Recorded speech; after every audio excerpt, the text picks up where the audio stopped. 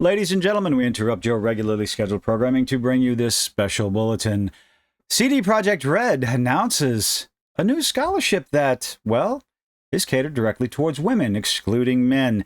And, well, to be honest, I don't see what the problem is. Now, before you start clickety-clacking in that comment section, tell me how wrong I am, please allow me to elaborate as to why, as I think I have some pretty good points.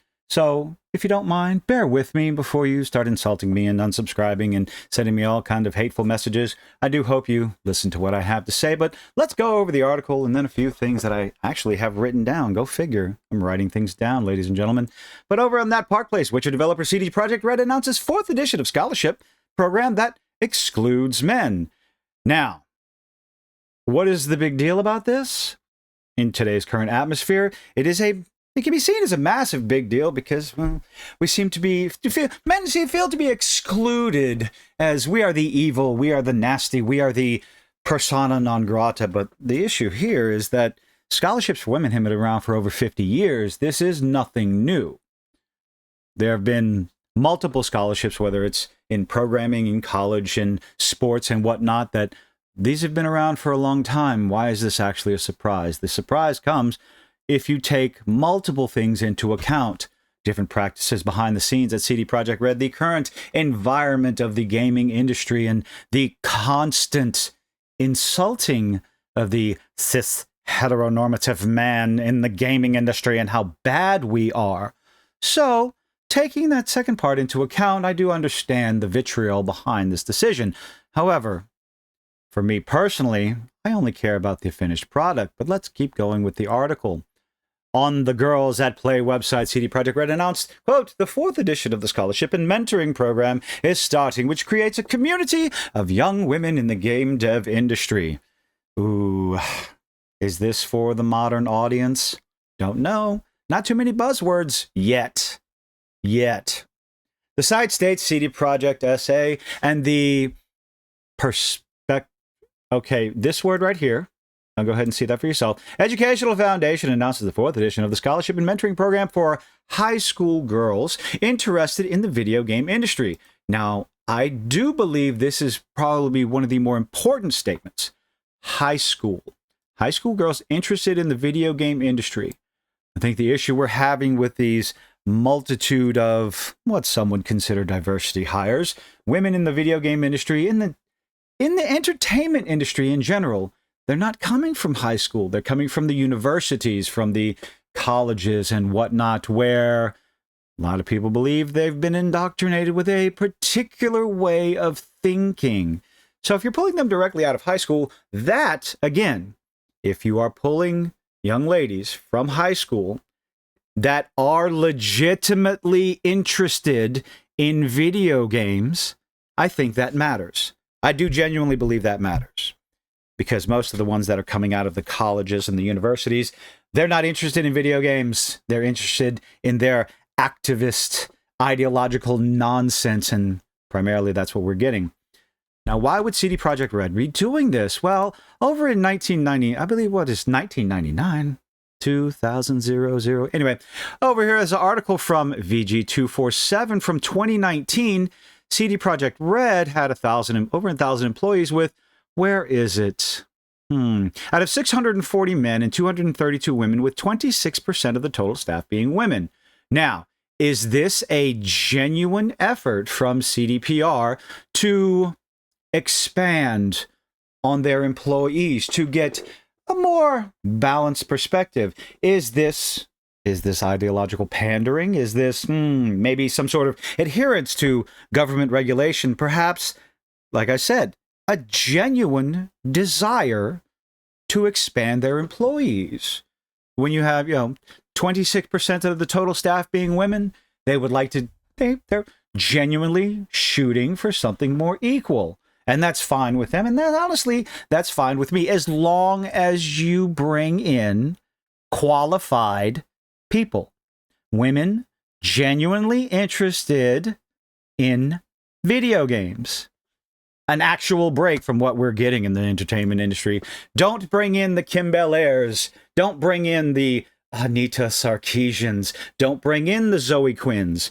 Bring in the ladies Bring in the women who want to do something entertaining. And ultimately, I've said this numerous times, that it's the entertaining part. I'm not interested in what you do behind the scenes. I'm not interested, considering CDPR, in what sort of menstrual days you give to your female employees at the office, or what sort of bathroom breaks you have, or what labels you have at the office. I don't care about crunch. I don't care about overwork. I'm not interested in all those things, because unless they affect the finished product, because ultimately we have to, that's really all we want. We want a good finished product. We want something entertaining with a good story and good mechanics, especially when it comes to video games. Now, some would consider, we cannot ignore, give them an inch, take a mile. Yes, I agree 100%.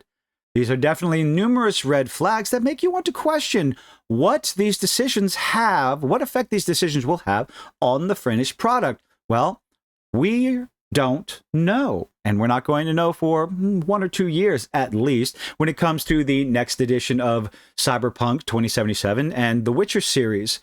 How is this going to affect those games? We're going to have to wait and see, but definitely going to keep a close eye on them.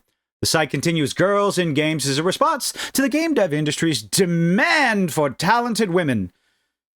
How about the demand for, I don't know, an entertaining product that justifies the price tag? Where is that demand? Where is that response to that demand? Most of those responses are coming from the indie developers, and they're producing. According to the latest IQS research published in the Game Story report, there are 17 million gamers in Poland, of which 47%, or 8 million, are women. And what sort of games are they playing? These reports have come out over and over and over again, and they're nonsense because they're not taking into account the genre of games. 8 million women are gamers. Yes, how many of them are sitting on their phones only? That's important. CD Projekt Red and GOG, how many mobile app games are they putting out there?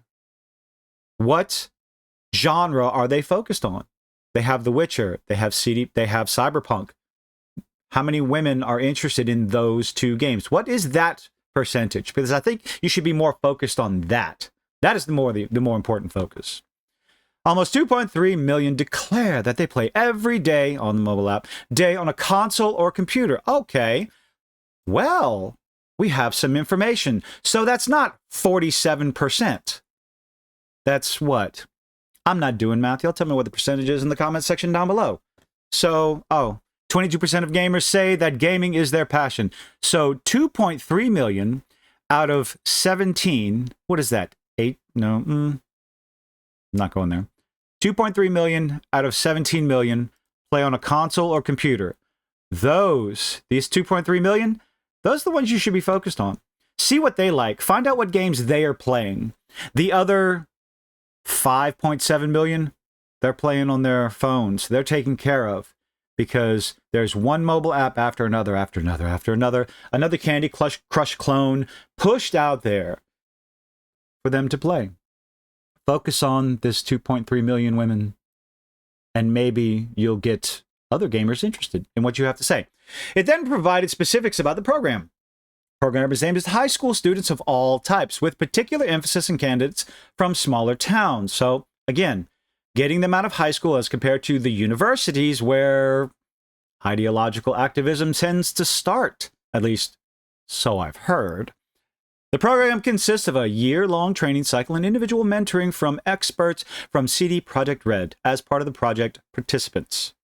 But seems like cut off there short. Not only do females get a year-long training program, but upon completing the program, they also get access to alumni groups. See, this is nothing new. Most mentorship programs around, when it comes to a mentorship or a scholarship coming from a business, they're not just going to go, here's all the information, piss off. No, they're going to give you access like this, a community of over 40 graduates for whom CD Projekt Red organizes additional initiatives such as dedicated workshops at the Women in Tech Summit.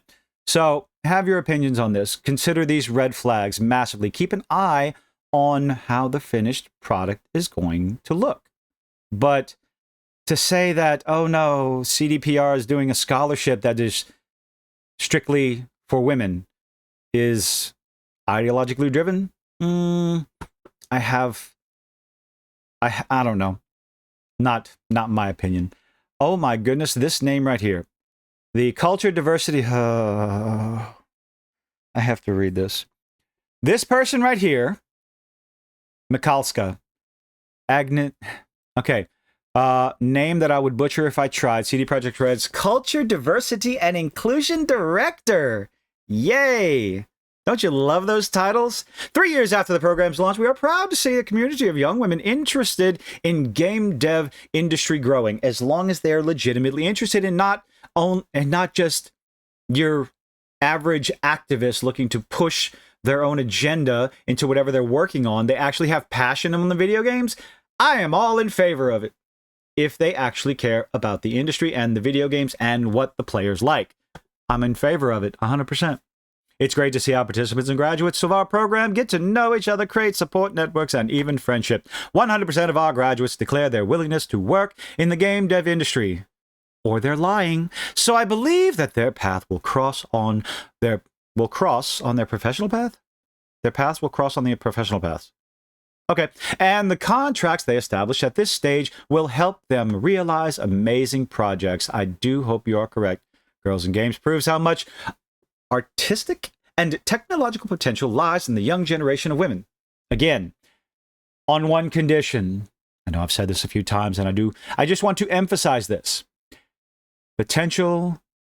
Artistic and technological potential that lies in the young generation of women. Don't have a problem with this as long as that is authentic. They're not trying to just get themselves in the door to wreak havoc in an industry that they have no care about. They just want to get a leg up, like much of the mainstream, or what is seen in the mainstream video game journalists, just trying to get a leg up into the political journalism. Hopefully this isn't the case. Getting anyone, men, women, black, white, Hispanic, Asian, whatever, getting anyone who is genuinely interested in video games, has a passion for creating fantastic stories and gameplay and all this other stuff, getting them the tools that they need to create interesting characters, compelling stories, and again, fun games. I'm all in favor of it. Real talents are maturing before our eyes. Great ideas are germinating and innovative products are being born. All it takes is a little support, inspiring mentoring, and, above all, instilling self-confidence for the girls to start spreading their wings and crossing the boundaries imposed on them by school or the environment. It is wonderful to watch how boldly they enter the game. I'm sorry, I just can't help it. When I start reading something like this, I just get that voice. Because it just, sometimes statements like this sound so pretentious. It's like, oh, it is wonderful to watch how boldly they enter the game for their professional future. I'm all in favor for promoting the professional future of someone who wants to positively impact the industry. Again, why is it only, the questions on all this. Is it legal? It's a scholarship. It's probably legal. Shit like this has been around since the 50s. Is it ethical? Well, why is CDPR doing this? I don't know. Maybe it's the disparagement. This is from 2019. 640 to 230, 33, 32. 24, hike. How much has this changed since 2019 in the last 5 years? Don't know. Maybe not enough women are applying for these jobs. Maybe, like I said before, maybe they have to follow a government mandate in order to get their grants to go for the next game, much like they did with Cyberpunk 2077. So I do wonder, what else do we have here? Honestly, I don't think there's anything wrong with it as long as the finished product has quality, is entertaining. I always talk about make it fun first. That has always been and always will be my core statement. Is it fun? Well, they hired mostly women. It's all women on the project. Cool. Is it fun? Is it entertaining? As long as it qualifies, as long as it's entertaining, as long as the movie is fun, interesting, makes sense, as long as the actions of the characters in the game and the TV and the movies make sense in the world that they built, and it's done the good pacing is good, the story is good. I actually care about the characters. As long as those things happen, I don't care who made it. I don't care how they made it. We are so lacking in actual compelling and interesting entertainment these days. And unfortunately, the blame is put, well, on these activists, whether they're men or women. So when we see stuff like this, you question it. Combine this with some of the other ideological practices that CDPR has been announcing as of late, going down the DEI route, looking for that good old ESG grant from whoever it is, whoever owns the stock. And I get it. It's one failed project after another. Is CDPR going to be going down this same route? It's definitely something to keep an eye on. In and of itself, the scholarship, I don't see a problem with, whatever. But it's definitely something, again, I'm repeating myself, sorry. Keep an eye on it. Make a note of it. Pay attention to the red flags. And as always, vote with your wallet. Wait for someone else to review it. We have a long time. We have a bit of time. 1 year, 2 years, 3 years perhaps before we see a finished product with the next issue, the next installment of The Witcher and the next installment of Cyberpunk. So until then, got to see how this works. It could be an astronomical failure, which a lot of people are predicting. But stranger things have happened, and it could be a success. They could get the right people. They could get the right women. Women who actually care about the video game industry, unlike Anita Sarkeesian, Zoe Quinn, and anyway. But we have to wait and see where this goes. What do you think? Let me know what you think in the comment section down below. Please be nice. Well, you don't have to be nice. Just, be, I don't know.